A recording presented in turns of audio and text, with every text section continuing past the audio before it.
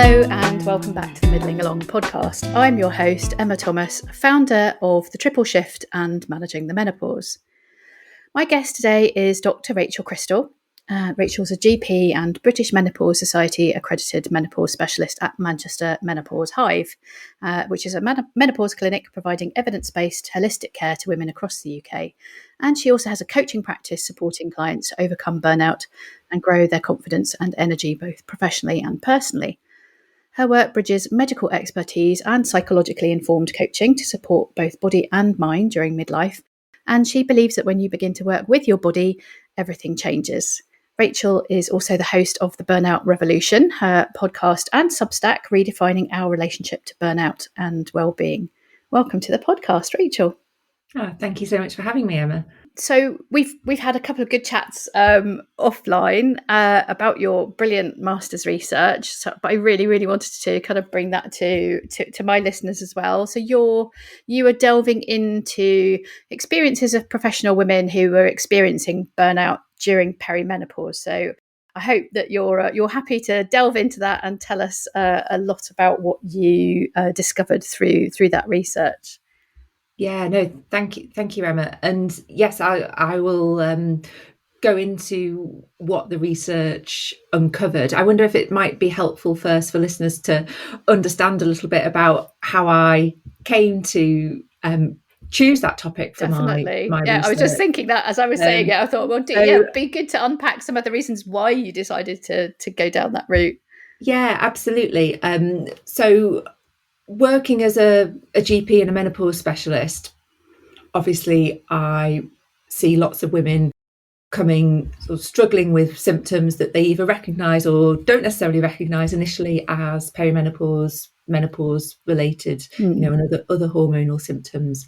And certainly what I see, and I'm sure lots of listeners might sort of recognise this themselves, is that our experiences of hormonal change don't just happen in isolation. So I was seeing lots of women, still do, seeing lots of women who are experiencing hormonal changes that are, impacting their quality of life, impacting their well-being. But there's so much mixed in with other things that are going on in our lives. The impact of stress, the impact of having these very busy, fast-paced lives, which we all lead now, which is how life is now that we constantly connected to our emails. We all have often busy working lives, perhaps juggling parenting, caring for parents, other relatives, so many responsibilities. And of course, from what we understand about stress, from what we understand about burnout, it's very, very clear that when we're under lots of stress, when we're juggling lots of responsibilities and that pressure is mounting, on a physical biochemical level, that has an impact on our hormones. And certainly we all know ourselves, don't we, when we're tired, when we're under pressure, under stress, that impacts how we feel. So often I was seeing women in clinic who were coming with symptoms that they were wondering, is this perimenopause?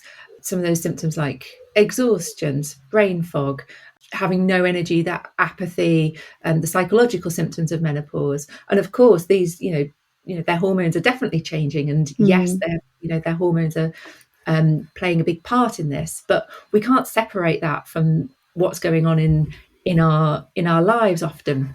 So often it would be seeing a combination of the presentation of hormonal change and stress and burnout for some of my patients. And it's really, really challenging. If you're going through that yourself, you will know to unpick how much of this is how much of what I'm experiencing is because my hormones aren't quite in the right place and I might need a little bit of support with that. How much of it is because of what else is going on and how that's impacting me. So I was really interested in, trying to explore that a little bit further. And simultaneously, because I also work as a coach, a lot of my clients were coming to see me with regards, the impact of stress, burnout in their professional and personal lives. And equally, hormones, also playing a part there. So I'm sort of seeing things from two ends of the spectrum, really. And certainly I, as a doctor, that's both a science and it's also an art. I would always work with the person in front of me and what's going on for them, in their individual circumstances. And we'd also want to understand, what does the evidence say about what might be the best way to manage this person.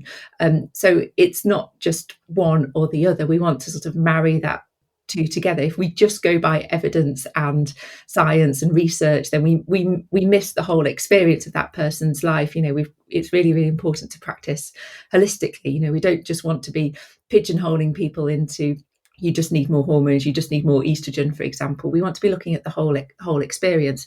So I suppose, knowing that's how I practice as a doctor, I wanted to go and look at what does the evidence say about burnout, stress in menopause, perimenopause, for example. And actually, when I went to have a look, there is very, very little research around the impact of burnout in menopause and perimenopause. And I was quite surprised, really, because this is something that actually is very apparent in day-to-day life. I'm sure many of the people you have spoke to will have understood, experienced this, or certainly have an awareness of this. So when I was doing my coaching psychology masters at UEL, the University of East London, I had this opportunity to do a research project as part of the masters, and so I decided that I was going to look at what are the experiences of professional women experiencing burnout during perimenopause. So I came to this from my professional experience and personal interest in it, which is a good place to do some research from, because it means that it certainly meant that I was very curious and interested in it. And for that reason, I decided that I was going to do some qualitative research, which is where we don't use numbers and statistics to understand what might be happening about a phenomenon. But I wanted to do some qualitative research where I could understand the stories and nuanced experiences of women experiencing burnout in perimenopause. So I undertook some interviews. I did 15 interviews with women for about an hour each, asking them questions around their experiences of burnout during perimenopause. And that was so interesting, and really highlighted a lot of what I might see in clinical practice, and also gave me some really new insights into what might be happening when we are personally experiencing burnout during perimenopause. And from that, I undertook a process called reflexive thematic analysis, which essentially means that I went through the transcripts with a fine-tooth comb repeatedly to draw out the themes that came from those interviews as a collection. So not just taking one person's experience, but putting the whole set of interviews together to really draw out the key themes that came from that. And I was able to identify 4 key themes. And one of the ones that really interested me initially was that the participants who had volunteered for the research, prior to experiencing their burnout, prior to experiencing their perimenopause, they were women who were, we might say, sort of functioning under quite a lot of pressure every single day. So they were often, managing big jobs. They were managing, families. They were perhaps caring for their parents. And, they were used to some of them would describe themselves as, I've always been a coper, I've always been very resilient. And, that sense of being able to handle anything and having that confidence in themselves. And something just changed kind of for them. And absolutely. And equally, there was also the sense that there was lots of growing pressures. So, as these pressures mount up over time, as they do as we get older, there was just always one more thing that was being added to the pile. And on top of that, a lot of the participants spoke about sort of the invisible pressures of women in the workplace. So differences in how women might be perceived in the workplace and having to sort of manage that on a day-to-day basis. For example, one of the participants described, my behavior would be seen in a man would be seen as leadership. Yeah. For me is seen as aggressive, and having to sort of temper that down. So these pressures were coming from the visible pressures and also these sort of invisible pressures as well that they were experiencing. And then perimenopause and burnout came along, and like you say, suddenly everything changed. And that's really, really challenging for anyone. If you're used to having a busy full life, and then all of a sudden you're feeling absolutely exhausted all of the time, you are doubting your ability to do your day-to-day job, you're questioning, am I good enough? And you're starting to feel a bit sort of detached or indifferent to your work, your life, the things that normally bring you joy and pleasure. That's a huge shock for anyone, isn't it? And so the participants that took part in the research described this real sense of loss of identity that came along with that, and this real sense of grief. And at the same time, so I named this theme as lost in transition, because these women really described feeling like they'd completely lost themselves, and they didn't understand, because there was no sort of obvious explanation for their symptoms that was very, very clear to them, because lots of them were experiencing sort of the atypical symptom, or what we used to call the atypical symptoms of menopause. So they weren't necessarily experiencing hot flushes. Often they were much younger than they anticipated going through menopause. So, a lot of them were in their very early 40s. I think I had a couple that were in their late 30s. So they weren't expecting to be going through perimenopause. They weren't immediately thinking, oh, I'm having some hot flushes, I'm around 50, this must be menopause. They're experiencing a lot of the psychological symptoms of perimenopause, coupled with that burnout experience, where there's a lot of overlap between those types of symptoms. Certainly in perimenopause, lots of my patients describe feeling like they can't handle stress in the same way. Their tolerance hugely decreases. Their ability to manage multiple things feels much more challenging. We hear that a lot. So what's driving that? Because I think it's really helpful for people to understand, because I think it's such a common feeling that, loss, like you talked earlier about resilience. So resilience to stress, just sort of that general sense of, I used to be able to juggle all these things so kind of effectively. What's wrong with me suddenly that I can't do that? Is there a sort of biological kind of way that we can understand what's happening? Absolutely. So from a perspective of hormonal change, if when we go through perimenopause and menopause, and the changes in hormone levels, so particularly the changes in estradiol levels, so estrogen levels, and how that impacts the brain. We have estrogen receptors all over the body, as we do progesterone and also testosterone. And when these hormone levels change, so in perimenopause there's lots of ups and downs, and as we get closer to menopause, the hormone levels hugely decrease.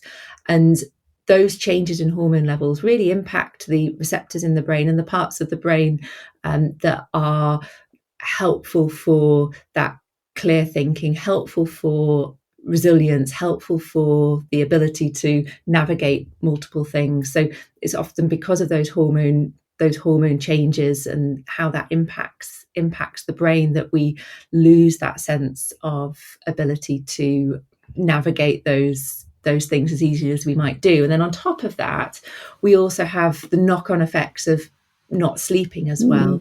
We have the knock-on effects that come with, if we're experiencing brain fog because of those the hormone changes, it's actually a lot harder work to get through the day. It's more mentally exhausting as well. So we have sort of like you're trying to drive the same car but just on kind of a very small amount of petrol instead of a full tank.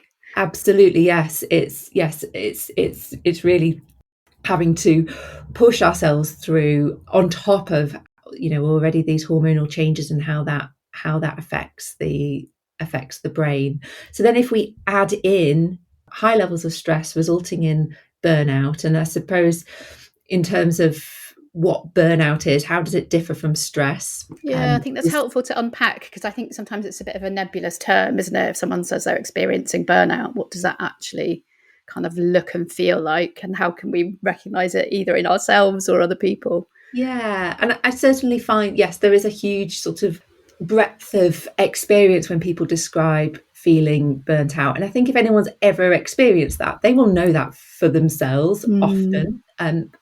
Actually, a lot of the people that I work with in terms of coaching, they recognize that they might be very, very stressed. They don't necessarily recognize at that point that they might be burnt out. Pre-burnout, kind of Exactly, just about, yes. not quite there, but And often it's only when people start to feel a bit better that they sort of realize, that they start to describe it in that way. And the official definition of burnout is an experience that occurs due to persistent and unmanaged pressures and demands. The way I like to explain it is often if we've had multiple demands placed on us, regardless of what that is, and our resources, so maybe our energy, our time, our health, for example, or if we're in a workplace scenario, simply if the demands of significant work and the time that might take and the stress that comes with that, and we physically don't have the time, we don't have the team to delegate to, we might not have sort of budget, if you might imagine, then that obviously creates lots of demands and unbalanced resources alongside that. In our personal lives, that can also happen if we imagine that those demands, for example, kids, elderly parents, busy job, and our personal resources, whether that's energy, sleep, help that's available to us from family members, our individual resilience, our coping strategies, if you like, if that's not matched, then ultimately we will become increasingly exhausted, increasingly fatigued. And the result of that on the brain and what we understand as how unmanaged stress, so these unmanaged pressures impact the brain, is that the parts of the brain that are responsible for helping us recognize when we're doing a good job, helping us recognize when we are doing our best, helping us recognize that sense of what we call personal accomplishment, that hugely goes down when we have that sense of depletion, that sense of emotional exhaustion. That is a really key part of burnout, and that's there all of the time. Then I think that's a really key marker of when we might be tipping from stress into burnout. And then the other part of that often comes, not always, but often as a result of that, is that we sort of experience what some people might term depersonalization. Often that can mean that we become very sort of detached. We also almost sort stop of numbness. that numbness. So often if people are very stressed, they are high energy, high sort of stress, feeling very, very wired, and almost finding it hard to stop and slow down because they're sort of in that stress, in the hamster wheel. But when it starts to tip over to burnout, that's when we have that sense of exhaustion and feeling very numb, not caring, just almost sort of apathetic, going through the motions. Yeah. In terms of what that might mean in perimenopause, certainly, as from what I've said, that there's hopefully listeners can sort of recognize that there is certainly some overlap, as I said before, in terms of those symptoms and that experience. So coming back to I was talking about that sense of that lost in transition theme that the participants identified. There was that real lack of clarity about what was going on and what was causing this for them. increased the sense of confusion about what was happening. And certainly a lot of the participants described that it was really hard to get some answers. So a lot of them went to their GP and were told that they were depressed, or they were told that they just needed to manage their stress. Do some meditation. Or some of them had lots of tests for other conditions, and that created worry. Is there a serious health condition going on? And not being recognised that they were actually experiencing perimenopause, often told that they were too young, or it was too early to start hormone replacement therapy, which certainly, we know is probably not quite the case. And as a result of their symptoms and experiences, quite a few of my participants ended up leaving their jobs, careers that they worked very hard for. And I'm sure they're certainly not alone in this from what we know about the data, but leaving their jobs because they just felt that they couldn't cope anymore, and they needed to step away. And obviously that's a huge shock and feeds into that lack of identity that they're experiencing as part of that. And I think something that was really interesting that was shared by some of the participants was when they finally were able to access treatment, for some of them in the form of HRT, and they felt better immediately, well, not immediately, but felt better very, very quickly. That really highlighted to them the impact that their hormones were playing as part of this. They felt like they were developing some respite, and certainly it's not that they started some HRT and everything was fine, because we certainly know that isn't the case. We need to look at things holistically, but just having that sense of an answer, having that sense of understanding, and that there might be some support in certain respects that helped them, was really, really reassuring for them. So other participants described other forms of help, like coaching, counselling, to help them navigate the emotional challenges that they were experiencing as really, really helpful. So this role of support and being heard and being listened to was also another really important element that was sort of identified through the research, which I've found really, really interesting, and mirrors a lot of what certainly we know, don't we, about the importance of supporting burnout, the importance of support through midlife, through perimenopause. Yeah. Can I pick up on something? Because I think a lot of the time what I hear from people is like, how do I know that what I'm experiencing is perimenopause symptom, and it's not just everyday stressors that are causing some of these things, like the exhaustion, the fatigue, the brain fog, the irritability, insomnia, all of this kind of thing. And it's a really, really difficult nut to crack, I think, isn't it? Absolutely. And it's one that there isn't a clear-cut answer to. No, we would love to have an easy tick. So certainly if I was having somebody come to me in my menopause clinic, and this is a really common scenario, actually, it's probably, this happens at least once a week. Some people come and they're very, very clear as to what's going on, and for some people it's very uncertain. And what I usually sort of help them to explore is, when did this start? What else was changing in your life? What else has been going on? What have you been holding and managing for years? And equally, what are the symptoms that you're having? Is there any pattern to them? And often we see, in particularly early perimenopause, the symptoms might be cyclical. So there might, if somebody is having regular cycles, so tracking things somehow is really helpful, because you can start to spot those patterns, can't you? Absolutely, yes. And blood tests aren't necessarily particularly helpful. Sometimes they can be, but sometimes that can be part of the assessment, so we can rule out other things. But certainly, as we know, blood tests in perimenopause don't necessarily give us useful information often. And sometimes we don't know. So sometimes I might say to people, we're not exactly sure at this point. But what can be a really useful question, I find, is asking people what happens to their symptoms when they go on holiday. So if they have some time away from work, if they have some time away from stressors, I've had some patients that have ended up, because of burnout and other things going on, that have needed to have a period of time off work just because sort of work affecting their health quite significantly. And sometimes it's really interesting to understand what happens to the symptoms that they're having, particularly the physical symptoms, when they're having some, a chunk of time away from that environment. Sometimes they might see some improvement. If it is purely stress and burnout related, they have 6 weeks off work. Often, if that's the sole cause, then often those things might start to improve.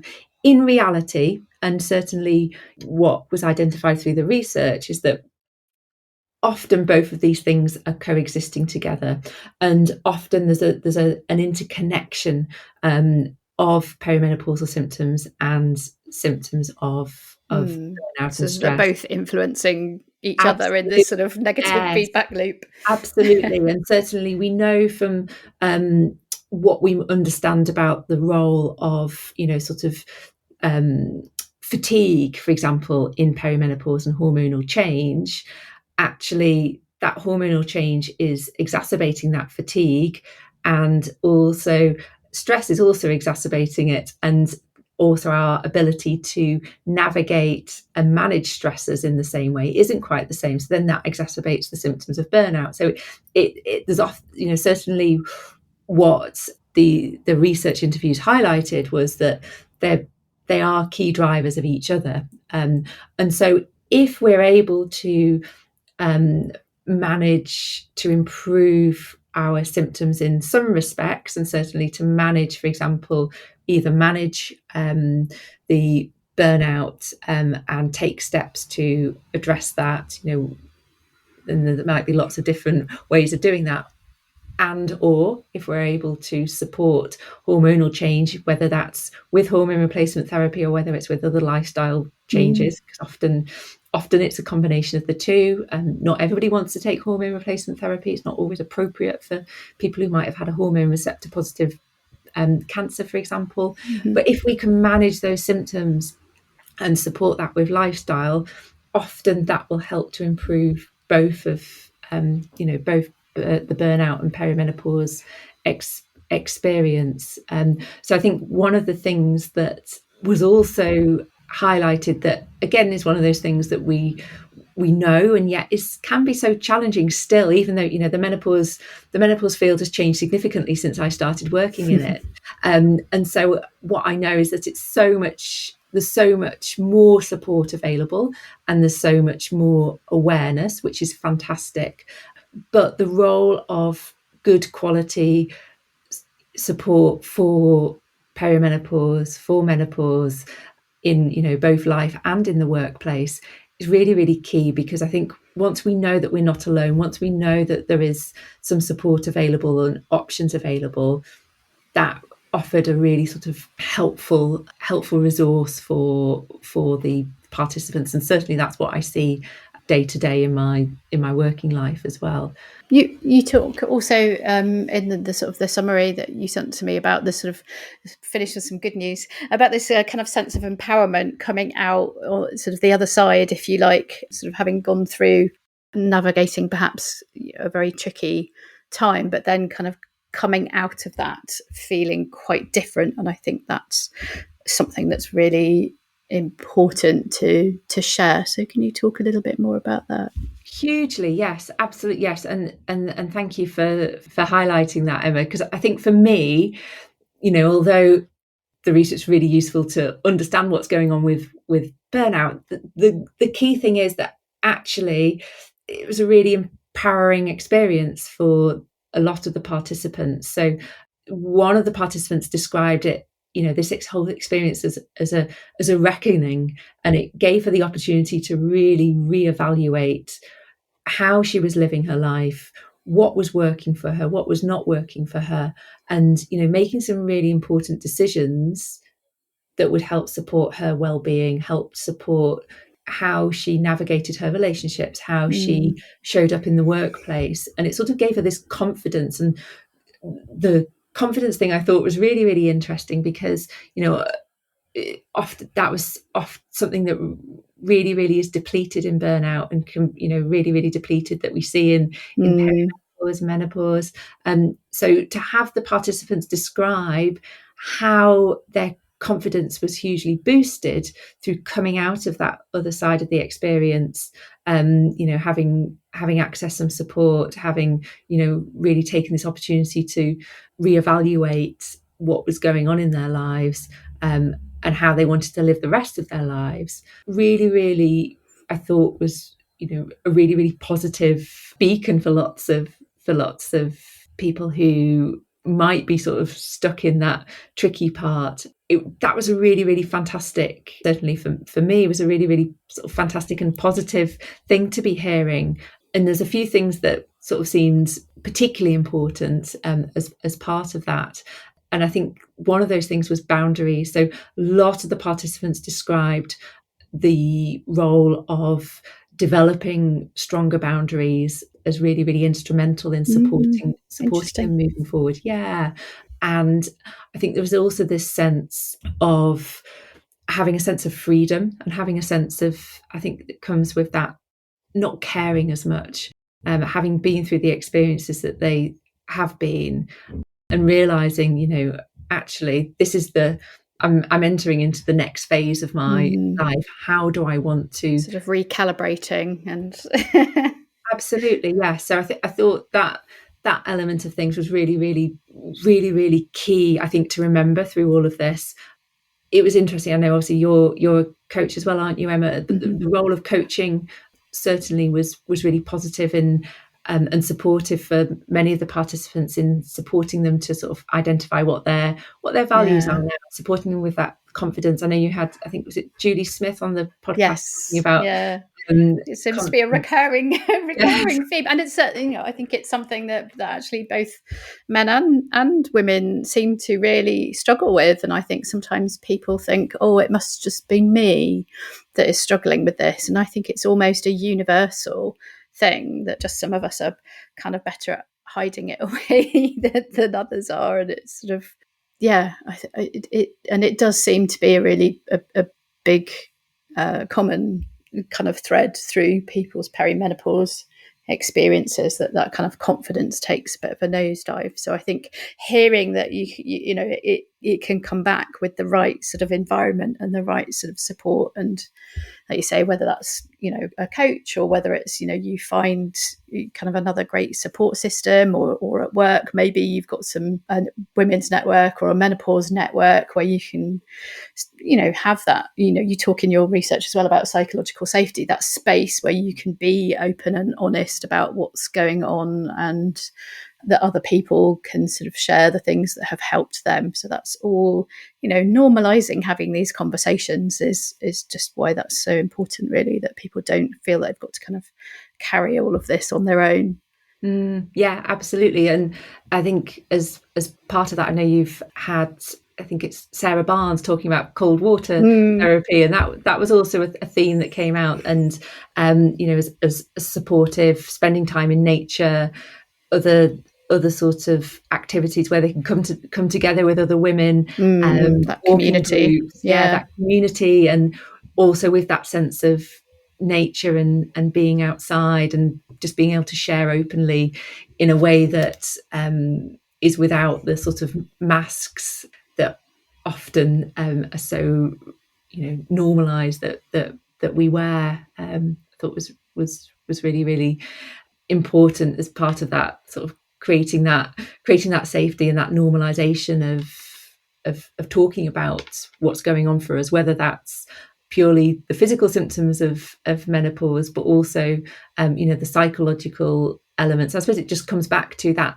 ability to, not just from a menopause perspective and all the stigma that comes with that, but also the stigma that's previously been around talking about mental health. And I suppose we can say that not just for women, but also for all genders, that ability to normalize, like you say, that ability to share, the ability to feel safe asking for help and asking for support, is something that I think can be so so under recognised and is so important with all of this.